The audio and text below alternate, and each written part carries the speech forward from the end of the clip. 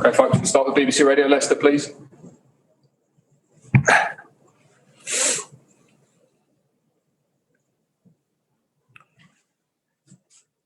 To look forward, to look to the side, or what's... The camera's there, so you can look at the screen. Look at where? You can look at the screen, the camera's on it. All right, okay.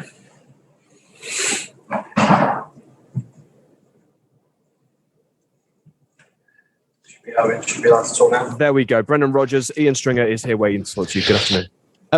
Brendan, hi. It's Ian Stringer up in the commentary box at West Ham. I hope you're able to hear me. Hi. Thank you for taking the time to join us as ever. How do you reflect on that one? I hope I've seen enough of your football club this season and over the years to have a level of view. You didn't look yourselves, as it were, certainly first half, turned the ball over a lot. And I don't think you'll be too happy with the goals you conceded, but ultimately pulled 2 back. How do you reflect on that game? Yeah, well, everything you said there, Ian, we were nowhere near the level for probably the first 55, 60 minutes of the game.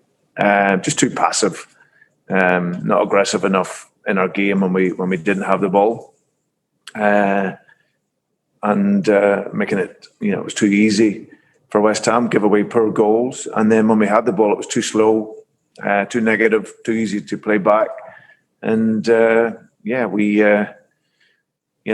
combination meant that we were certainly nowhere near our level. And the nature of the manner, beg your pardon, in which you conceded the goals as well. One of them, Wesley Fofana, looked like he was waiting for a whistle to go for offside and allow play to continue. Just again, it's uncharacteristic, but there seemed to be a few defensive lapses today as well. Yeah, but that's the first one. Again, the cross comes in too easy from the side. It's you got to be tougher to beat on the side of the pitch, and Jesse Lingard, in fairness to him, when that ball comes out to him on the edge, he finishes it well. Okay, Kasper's probably blinded by the bodies a little bit, but okay, we accept that. Good finish. Second one was an awful goal from a defensive perspective. We're pressing the game. There's no danger. As a defender where the ball's going to go. It's going to go long and direct. So we made 2 mistakes. One, we don't defend it well enough, but then when it's in behind, we virtually stop. So that was a really, really poor goal from our perspective. And then the third, we lose the ball too easy. And then, like you say, you add to that misplaced passes, and overall, I felt for that first hour we just nowhere near aggressive enough, and that was against the ball and with the ball. Then we started to play to the level that we can. But I never too comfortable. We're 3-0 down, and it's always easy to play.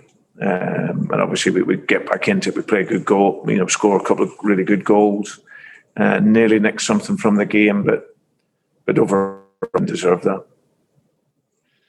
Brendan, quite clearly there's been a COVID-19 related issue that the football club have issued a statement and sent to us during the game, and we've tried to react to during and after.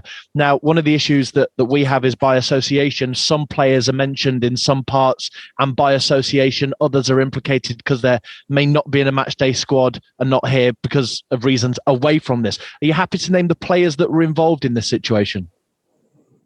No, but what I can tell you, it was a breach, like you say.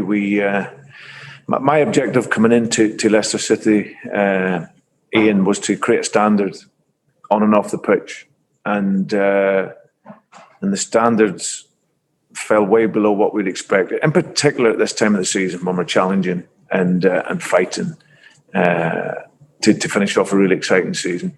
So that standard and the values that we have within a team as a club they fell well below that. Now, the guys that probably weren't involved in the squad today would have been. However, as a consequence of the behaviour, they weren't. And it's I could easily find players, and it's a drop in the ocean now, Ian, and everything's right, but then the dynamic isn't quite right in the squad. So we had to deal with that throughout the week. The players are bitterly disappointed. The good boys, they're not something that they're going to get thrown away now. They knew what the consequence was. They wouldn't be involved in this game. Now we draw a line under it. They'll rejoin the squad to train next week and get ready for next weekend. Timing's awful, Brendan, isn't it?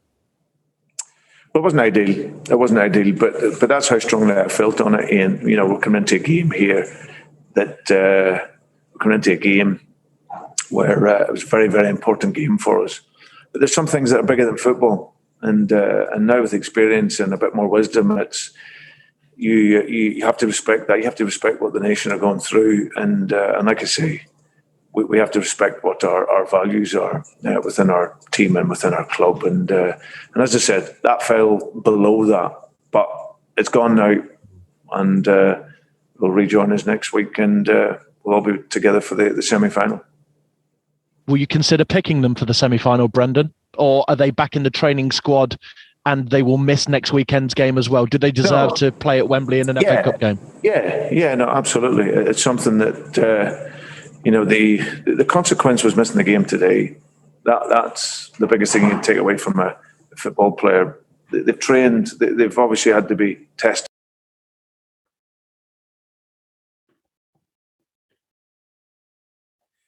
We appear to have lost the connection to Brendan Rodgers at this moment in time. Hopefully, we can.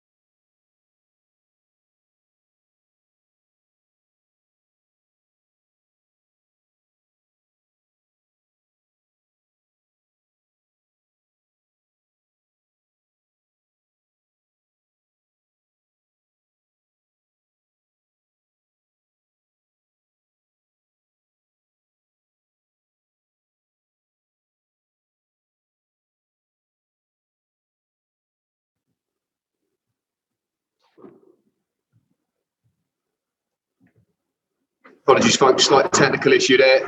Ian, did you want to pick back up?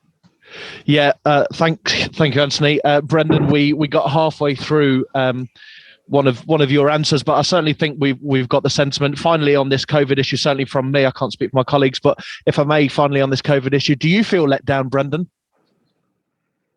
Yeah, from a personal perspective, I was bitterly disappointed. I've got to say.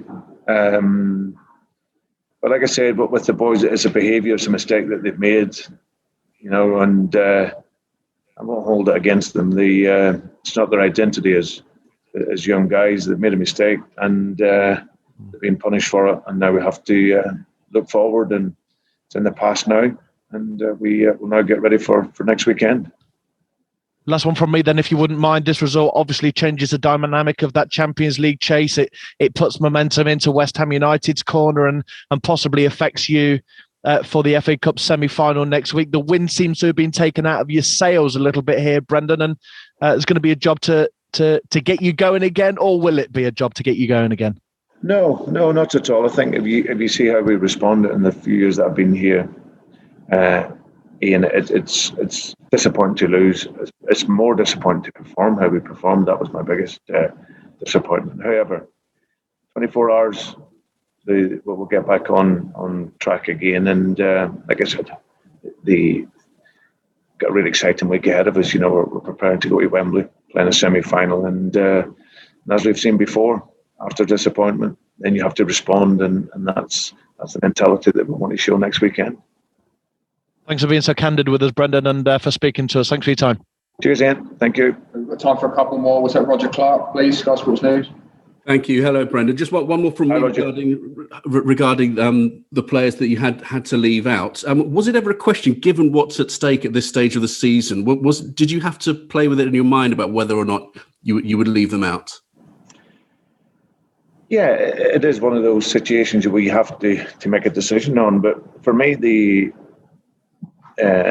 value and the standard that we would expect was broken, and then there's certain values that you'd need to protect, both within your team and your club, and all the boys that weren't involved today, I've got really strong relationships with them. They're good boys, good young guys who in the main, they work hard. They've been available, but they made a mistake, and as a consequence of that, I meant they missed the game. So it won't linger. They're, as I said, they've served their punishment as such, and then we're back with the squad next week. But like you say, it's been easy for me just to give them a week's fine, and then they join the group today. But for me, it's a bit more than that. It's about something that hopefully in the longer term will help them. If that time comes a game and they have to make a decision, then they at least know what the consequence might be. And can I ask you about Jamie Vardy? It's another game that's gone by where he hasn't scored. Are you seeing anything in his game that's causing that? There's something that's different from everything he's done before, where he's always been able to score goals. Is there something different about his game that's not quite there at the moment?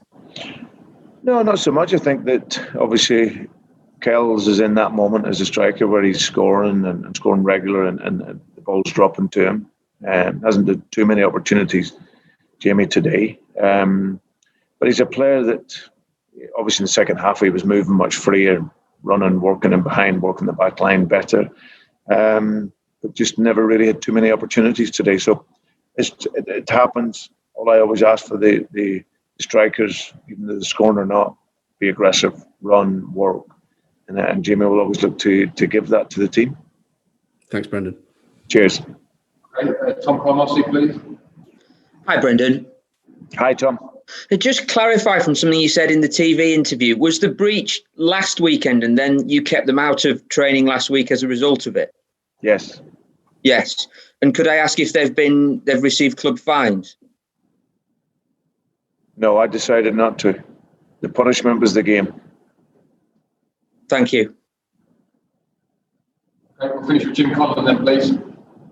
Hi, Brendan. Just two quick questions on the game. The substitution of Daniel Amarte, was that based on the first half performance, or was it tactical?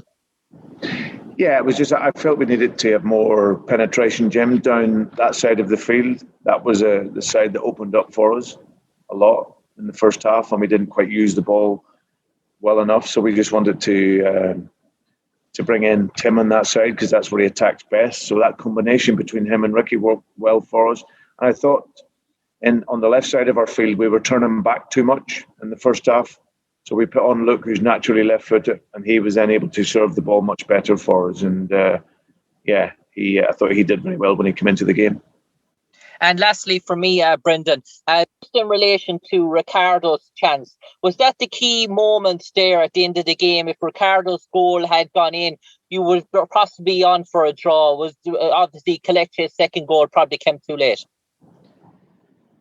Maybe it's not the defining moment. We lost 3 poor goals, and I'll analyse that and look at that as a really disappointing aspect of our game. Yeah, we were much better for the final 30 minutes. Movement was freer, but when you're 3-0 down, Jim, you can always play with no pressure, and that's not really what we want to see. We needed that at 0-0, and we didn't get it. We've had it in many games throughout the season. Today, not to be. So we take our medicine, we move on. Great week ahead now, preparing for a semi-final, and we keep fighting. Cheers, Brendan. Thanks, Jim. Okay, thank you, everybody. Okay.